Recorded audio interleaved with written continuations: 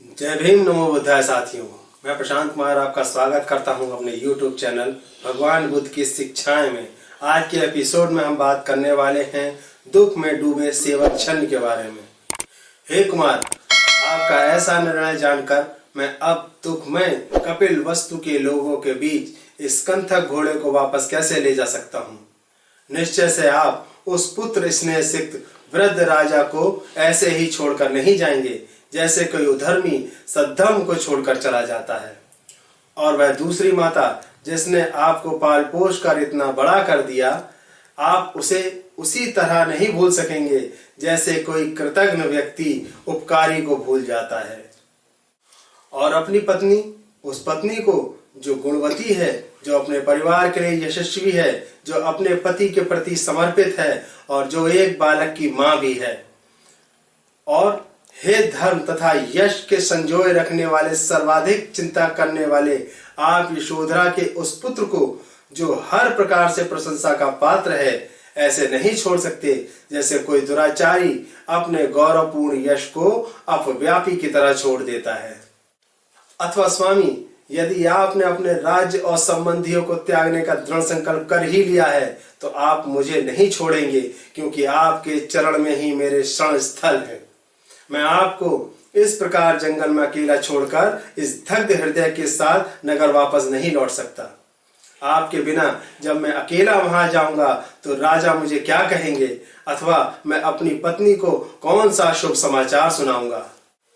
छन्न ने आगे कहा, आपका जो यह कहना है कि मैं राजा को आपके अवगुण सुनाऊं ताकि वह उस पर विचार करें या विश्वास कर लें, तो मैं निर्लज बनकर तालू से सटी जिह्वा से आपके अगुण कहने का प्रयास भी करूं तो वे इस पर विश्वास नहीं करेंगे।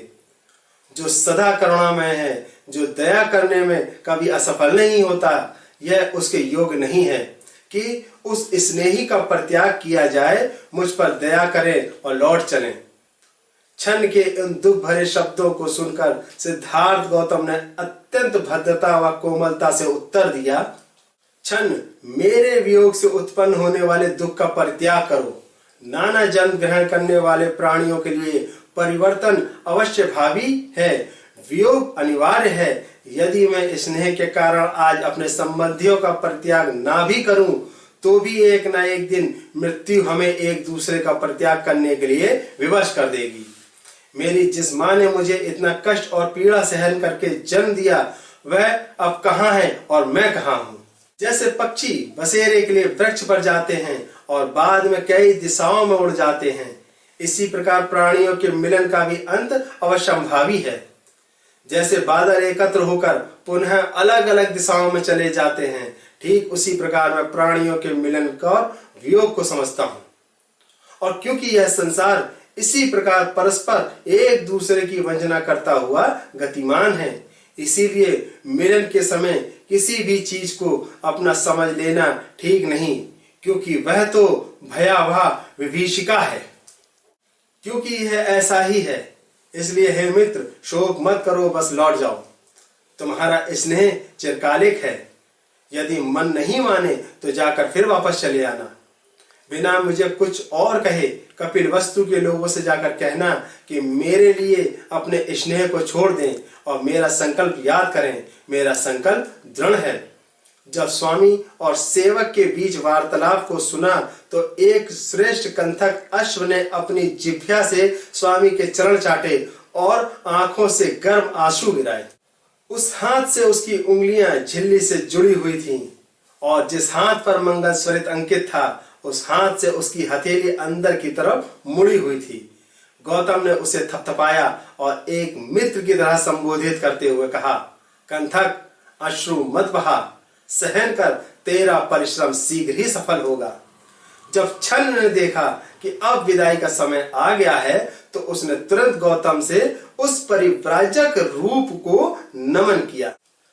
तब कंठक और छन्न से विदा लेकर गौतम अपने मार्ग की तरफ चल दिए। छन्न ने देखा कि उनके स्वामी राज्य त्याग कर परिव्राजक का वेश धारण किए वन की ओर जा रहे थे तो उससे न रहा गया। वह सारथी अपने हाथ उठाकर जोर जोर से विलाप करने लगा और जमीन पर गिर पड़ा। जब उसने पीछे मुड़कर देखा तो वह फिर जोर जोर से रो पड़ा और उसने अपने हाथों से कंथक घोड़े को गले लगाया। निराश और विलाप करते हुए क्षण वापस कपिलवस्तु की ओर चल पड़ा। रास्ते में वो कभी चिंतित हो उठता तो कभी पश्चाताप करता, कभी विलाप करता तो कभी लड़खड़ाता, कभी गिर पड़ता और इस प्रकार स्नेह विदीर्ण हृदय से रास्ते पर चलते हुए नाना प्रकार की हरकतें कर रहा था। वह स्वयं नहीं जानता था कि वह क्या कर रहा था। आज के लिए बस इतना ही। यदि आपको यह जानकारी अच्छी लगी हो तो वीडियो को लाइक करें और ज्यादा से ज्यादा शेयर करें तथा चैनल को सब्सक्राइब करें। इसके अलावा जानवरों से प्रेम करें, अपने आसपास सफाई तथा हरियाली बनाए रखें। इन्हीं शब्दों के साथ मैं प्रशांत कुमार आपसे अनुमति चाहूंगा। जय भीम, नमो बुद्धाय।